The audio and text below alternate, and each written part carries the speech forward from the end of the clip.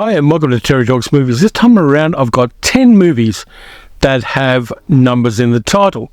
The reason I chose this as a format is there are a whole bunch of movies I saw in that group of movies and I wanted to talk about them on the channel, but there wasn't anything else linking them. So I've got 10 movies, numbers in the titles, not Fast and Furious 15, Dom gets dementia or anything like that, but movies that intrinsically have numbers in them. So we'll get started with the first one. A little thing from 1956, a minor film noir in a sense, and in some ways it's a proto-giallo movie. It stars Van Johnson, Vera Miles, Cecil Parker, Patricia Laffin, Devil Girl from Mars herself. And it's a little film called 23 Paces to Baker Street, which is an interesting concept. It's a crime movie. It's about a blind playwright. He's just gone blind. He's got a very successful play in London. He's played by Van Johnson, and he's in a bar, and on the other side of a partition, he hears two people planning the kidnapping of a child. Now, he can't see them, and they escape out of the pub before he can stop them, and so he's got to find a way to investigate this. He's really good remembering dialogue, so he knows what they said, and he and his butler, Bob, played by Cecil Parker, and his former secretary, played by Vera Miles, there's a bit of a romance thing there, have to try to find out what's going on. And what they don't know is that they've accidentally let the perps know that they're looking for them. It's a really nice little thriller. Filmed in CinemaScope, the print that this particular version came from isn't the greatest. I think if there was if there's an original negative, it'd make a nice Blu-ray release.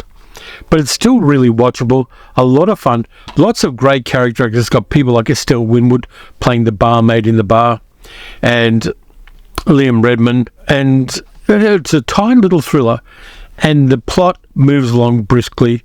The characters are all vividly written, and it's a lot of fun, and I enjoyed that one.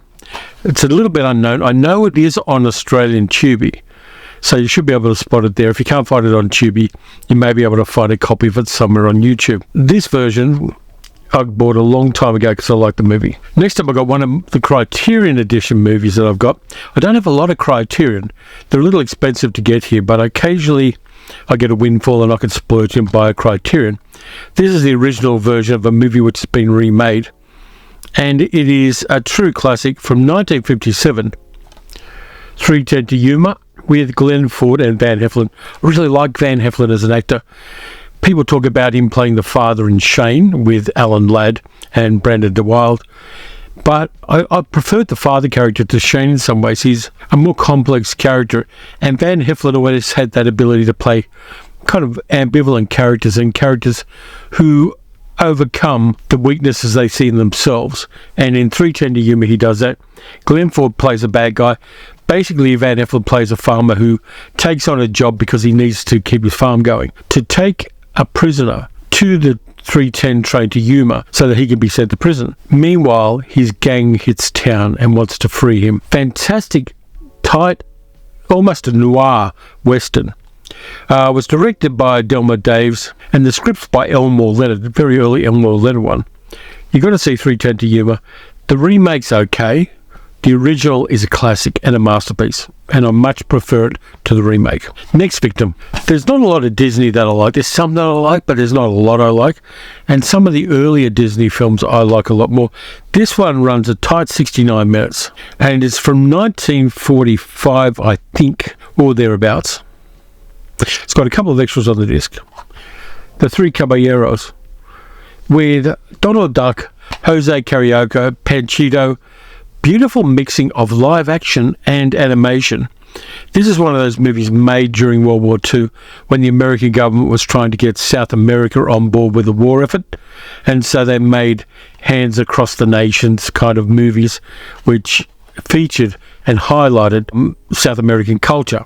And the Three Caballeros, along with Saludos Amigos, was part of Disney's effort to work with that. There are a number of other people who worked on that project. Orson Welles went to Brazil to make a whole bunch of documentaries about Brazilian culture. And meanwhile, they chopped his movie with the Magnificent Ambersons to death. But Three Caballeros is incredibly watchable. There's a beautiful morphing between two guys dancing with each other and a couple of roosters fighting each other, which is a fantastic moment in animation. It's imaginative, it's surrealistic, it's really watchable. It's on Disney Plus, along with Saludos Amigos. Of the two, I think I slightly prefer the Three Caballeros. Fantastic movie, and shows the path not taken by Disney in so many ways. Now we're three gay caballeros. Then we get to a bit of Hitchcock from 1938, so you know it's good, based on John Buchan's novel, The 39 Steps, the original version with Madeleine Carroll and Robert Donat. Fantastic adventure movie. Very much one of the first ones that Hitchcock did in this form. He did a lot of other ones since then. Sabotage, he did in 1942. He did North by Northwest. It's the same kind of a movie. And it's a lot of fun. This is a very old copy of this.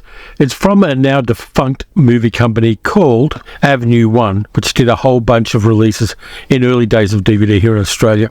So it's not the best copy of this, but it's watchable, and it's a really great adventure story. And I think if I was going to do a triple feature of these kind of films with Hitchcock, I would go with 39 Steps, then Sabotage with Robert Cummings, and then I'd go with North by Northwest. So we'd build up to the peak of this format of adventure film in Hitchcock's oeuvre. So that one, high recommend for me.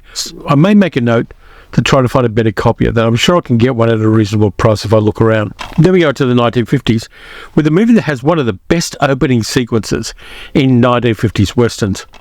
It's by the ineffable Samuel Fuller, and it's 40 Guns, with Barbara Stanwyck and Barry Sullivan, Dean Jagger. Starts out terrifically. If you know, you know.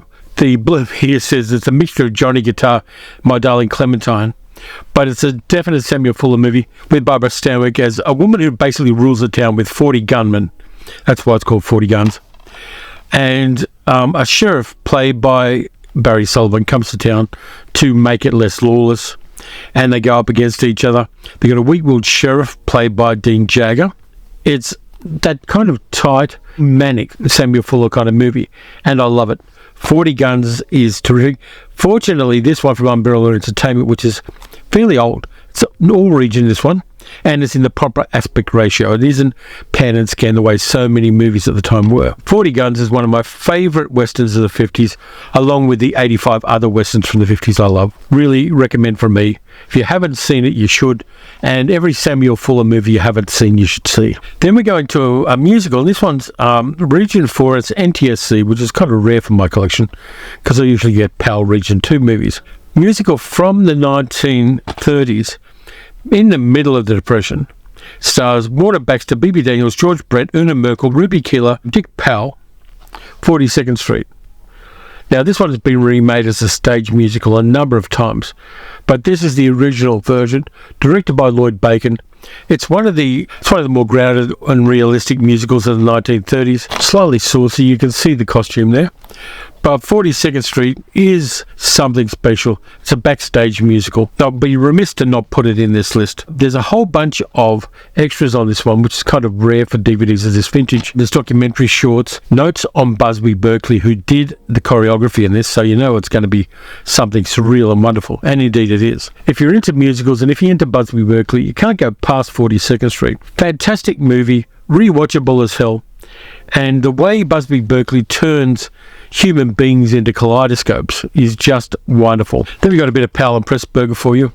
A Nazi U-boat gets sunk by the Canadian Air Force. All the crew are lost except 6 men who have been set ashore beforehand. They traverse the length of Canada to try to escape and meet all sorts of Canadian people as they go along. There's French-Canadian trapper played by Laurence Olivier, who overdoes it. It's a fantastic little movie which is very humanist and humane, and even during wartime, Powell and Pressburger, when they made movies, were keenly aware of the humanity of even their enemies, and that makes it a much more modern feeling film than a lot of propaganda movies made during the war. It's 49th Parallel, really great, and it's got such a terrific cast. Anton Warbrooks in there, Leslie Howard, Eric Portman, Niall McGuinness, who I love, Raymond Lovell, Peter Moore, John Chandler. It's just a great movie. And if you're going to watch Powell and Pressburger movies and you're being a bit of a completist about it, these wartime ones are particularly interesting. Yes, they did marvellous movies after that, and all credit to them for that. But the wartime ones where they talk about the struggles of being a nation at war while still maintaining the humanity of the enemy makes them a rare thing in that time. And I love Powell and Pressburger for their non-jingoistic takes on a global conflict. It really does land well with me. Then we go for some science fiction. From the late 1950s, 1959, right at the end of the 1950s, in colour, 85 minutes, science fiction movie starring Robert Lansing, Lee Merriweather and James Congdon, 4D Man. I like this one a lot. I like the special effects. It's very much the kind of story about a man gone wrong. A scientist develops a way of travelling through matter and creates a method of doing that and loses his humanity as he does so and becomes almost like an energy vampire to human beings. Beautifully shot, beautifully written. It's got other people like Robert Strauss in there and Patty Duke in a very early role. Nice science fiction movie. Tends to get forgotten because people mostly talk about space operas from that era, but this one works really well. Love the cover art on that as well. But there's some of the back of it. If you haven't seen this one, you should. Not a big budget film, but it really does what it does extremely well. So I like that one and I appreciate it. And I'm glad I was able to get a copy of it, even though it is region locked to Region A on Blu-ray, which means I've got to frig around with my multi-region Blu-ray player. Like it though. Going up market for the second last one. Going to watch more of this guy's work. I hear good things about him. 8.5, Federico Fellini, Marcello Mastroianni's in it. Who else? Anouk Aimee, who I love. Sandra Milo, Rossella Falk, Barbara Steele's in there. Music by Nino Rota, just like in La Dolce Vita. It's about a movie director who is blocked. He's got writer's block, he's got creative block, and he wanders around and meets various people and he just can't get unblocked. And this is basically Marcello Mastroianni being Federico Fellini. Beautifully shot film, wonderfully surreal at times, and it's one of those movies where I watch it and then I think I've got to watch more quality films, and then I go back to watching the shit I normally watch. I'm a flawed vessel. I enjoy that every time I watch it. I may well have a really long day of double featuring La Dolce Vita and 8.5, and then I'll kind of be speaking in an Italian accent for a couple of days. Really recommended. You couldn't do a list like this without adding Fellini's 8.5. The last one's a superhero movie from the 1950s. As we all know, I consider biblical epics to be superhero narratives because they are. I don't buy into the superstitions. I don't buy into the theology. I'm watching them every time now as a superhero story. And this one's pretty good. I've actually shook the hand that part of the Red Sea in the Ten Commandments. Charlton Heston, who I met, a fantastic cast as well. Yul Brynner playing the Pharaoh, Anne Baxter, Edward G. Robinson, Yvonne De Carlo, Deborah Paget, John Derrick, Cedric Hardwicke, Judith Anderson, Australian, Vincent Price, John Carradine. Story of Moses and the Exodus. Really does what it does really well.